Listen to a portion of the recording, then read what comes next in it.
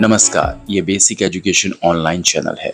अब आप सचिन कुमार से समाचार सुनिए। सबसे पहले खास खबर। 68,500 शिक्षक भर्ती में सामान्य श्रेणी के अभ्यर्थियों को कोर्ट आदेश पर मनचाहा जनपद देने के लिए कार्यमुक्त किए जाने के निर्देश एवं समय सारणी जारी। दिनांक 1/1/2016 से पुनरीक्षित वेतन मैट्रिक्स में ग्रेड पे 8,700 रुपए के लिए मैट्रिक्स लेवल 13 में संशोधन के फलस्वरूप पेंशन का पुनर्निर्धारण विषयक शासनादेश दिनांक 22 अक्टूबर 2021 का स्पष्टीकरण। यूपीपीएससी रिक्रूटमेंट 2022 के अंतर्गत यूपी में खान निरीक्षक के 55 पदों पर भर्ती के लिए आवेदन शुरू। एएनएम भर्ती में लिखित परीक्षा पास अभ्यर्थियों के अभिलेखों की जांच 9 जून से और अग्निपथ के जरिए भर्ती होंगे अग्निवीर। 6 महीने की ट्रेनिंग के बाद लंबी सेवा के लिए रखे जाएंगे 20 से 25% नए जवान। अब समाचार विस्तार से। परिषदीय प्राथमिक स्कूलों में 68,500 सहायक अध्यापक भर्ती के तहत चयनित और लंबी कानूनी लड़ाई के बाद 10 मई को मनपसंद जिला पाने वाले 2,908 मेरिटोरियस रिजर्व कैटेगरी एमआरसी शिक्षकों को 25 जून को कार्यमुक्त किया जाएगा। बेसिक शिक्षा परिषद के सचिव प्रताप सिंह बघेल ने एमआरसी अभ्यर्थियों के परीक्षण एवं कार्यमुक्त करने के संबंध में विस्तृत निर्देश 3 जून को जारी किए हैं। याची शिक्षक 7 से 9 जून तक संबंधित जिले के बीएसए कार्यालय में ऑनलाइन आवेदन, योजितवाद और पारित आदेश की हार्ड कॉपी उपलब्ध कराएंगे। 10 से 15 जून तक जिला स्तर पर अभिलेखों का सत्यापन होगा। परीक्षण के बाद निर्धारित प्रारूप पर अर्ह शिक्षकों की सूची बेसिक शिक्षा परिषद कार्यालय को 17 जून को उपलब्ध कराई जाएगी। परिषद की ओर से अर्ह शिक्षकों को कार्यमुक्त करने की सूची 23 जून तक भेजी जाएगी। 25 जून को याची शिक्षकों को मनपसंद जिले में तैनाती के लिए कार्यमुक्त किया जाएगा। पुनरीक्षित वेतन मैट्रिक्स में ग्रेड पे 8,700 रुपए के लिए मैट्रिक्स लेवल 13 में संशोधन के कारण पेंशन पुनर्निर्धारण हो जाने से अधिक पेंशन पाने वालों से अब इस धनराशि की वसूली नहीं की जाएगी। यह आदेश उन कार्मिकों के संबंध में है जो 1 जनवरी 2016 से 31 जुलाई 2017 की अवधि में सेवानिवृत्त हुए थे। वित्त विभाग ने इस आशय का शासनादेश जारी किया है।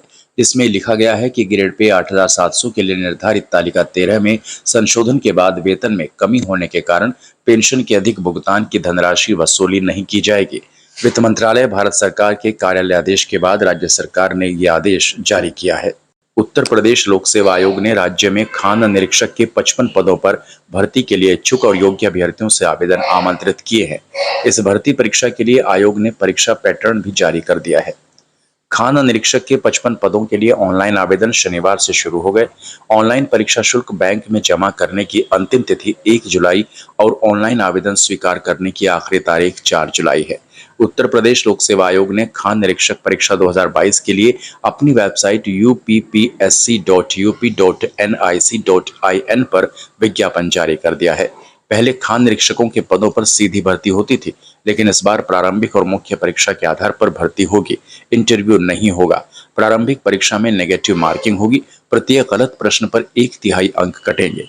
प्रारंभिक परीक्षा में पदों की संख्या से 15 गुना अभ्यर्थियों से मुख्य परीक्षा के लिए आवेदन लिए जाएंगे। इस परीक्षा में शामिल होने के लिए अभ्यर्थी की आयु 1 जुलाई 2022 को न्यूनतम 21 वर्ष और अधिकतम 40 वर्ष होनी चाहिए।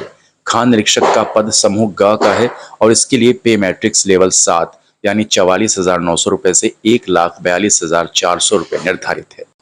उत्तर प्रदेश अधीनस्थ सेवा चयन आयोग यानी यूपीएसएसएससी द्वारा स्वास्थ्य कार्यकर्ता एएनएम महिला के 9,212 खाली पदों को भरने की प्रक्रिया तेज कर दी गई है। लिखित परीक्षा पास करने वाले कुल 17,713 अभ्यर्थियों के अभिलेखों की जांच 9 जून से लेकर 18 जून तक होगी। आयोग के सचिव अवनीश सक्सेना की ओर से लिखित परीक्षा में सफल घोषित किए गए अभ्यर्थियों के अभिलेखों की जांच की विस्तृत समय सारणी शनिवार को घोषित कर दी गई है। इसकी पूरी जानकारी आयोग की वेबसाइट upsssc.gov.in पर उपलब्ध है। उन्होंने बताया कि अभ्यर्थियों के डॉक्यूमेंट वेरिफिकेशन लेटर व 4 अन्य प्रपत्र आयोग की वेबसाइट पर उपलब्ध हैं और अभ्यर्थी ने डाउनलोड कर उनका प्रिंट आउट निकाल सकेंगे। सभी शैक्षिक अभिलेखों, आरक्षण संबंधित प्रमाण पत्र व अनुभव प्रमाण पत्र आदि लेकर आना होगा। अभ्यर्थियों के अभिलेखों की जांच राजधानी में स्थित Bappa Shrinarayan vocational PG college KKV में होगी। 2 पालियों में सुबह 10 बजे से दोपहर 1 बजे तक और दोपहर 1:30 बजे से शाम 4:30 बजे तक होगी। एएनआई सेना के तीनों अंगों में आने वाले दिनों में अग्निवीरों 6 यानी जवानों की भर्ती अग्निपथ के जरिए की जाएगी। अग्निपथ सेवा में जवानों की भर्ती करने की नई योजना का नाम है। शनिवार को सेना के तीनों अंगों के प्रमुखों समेत शीर्ष नेतृत्व ने प्रधानमंत्री नरेंद्र मोदी को इस योजना के बारे में विस्तार से जानकारी दी। आने वाले दिनों में कैबिनेट की बैठक में इस योजना को मंजूरी मिलने की उम्मीद है। तीनों सैन्य बलों ने इस योजना के तहत भर्ती करने की तैयारी शुरू भी कर दी है। इस योजना के तहत थल सेना, नौसेना और वायुसेना में जवानों की भर्ती की जाएगी। सरकारी सूत्रों ने बताया कि अतिरिक्त सचिव लेफ्टिनेंट जनरल अनिल पुरी की अगुवाई वाले सैन्य मामलों के विभाग ने यह योजना तैयार की है। इस योजना के मुताबिक जितने भी जवान भर्ती किए जाएंगे, उनमें से 6 महीने की ट्रेनिंग के बाद 20 से 25% को ही लंबे समय के लिए सैन्य बलों में रखा जाएगा। ये जवान अग्निवीर कहलाएंगे।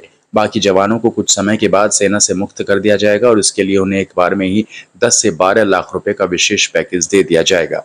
हालांकि यह अल्प अवधि कितने साल की होगी, इसकी अभी जानकारी नहीं है। सूत्रों ने बताया कि अगर योजना लागू होती है तो उसके जरिए अगले 3 से 4 महीने में भर्ती शुरू हो जाएगी। इसके लिए विशेषज्ञों की भी भर्ती की जाएगी। कोरोना महामारी के चलते अभी सेना में जवानों की भर्ती ठप पड़ गई थी। सूत्रों ने बताया कि कम समय की सेवा के बाद हटने वाले जवानों को दूसरी जगह नौकरी की तलाश करने में सेना की तरफ से मदद की जाएगी। इसी के साथ ये समाचार बुलेटिन समाप्त होता है। नमस्कार।